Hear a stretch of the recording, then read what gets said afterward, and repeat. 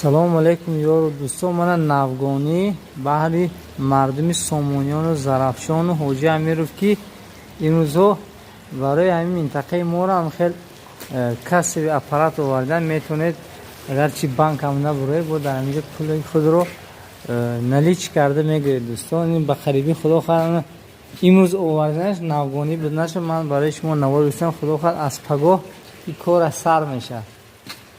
бонки эсхата ина ҷои воқеии гӯем аппарат ҳамин назди бинои сурх. мана ин филиалаш будааст.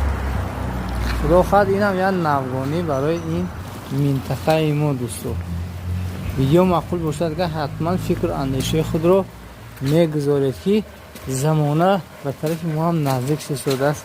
яъне ки инам як неъмат.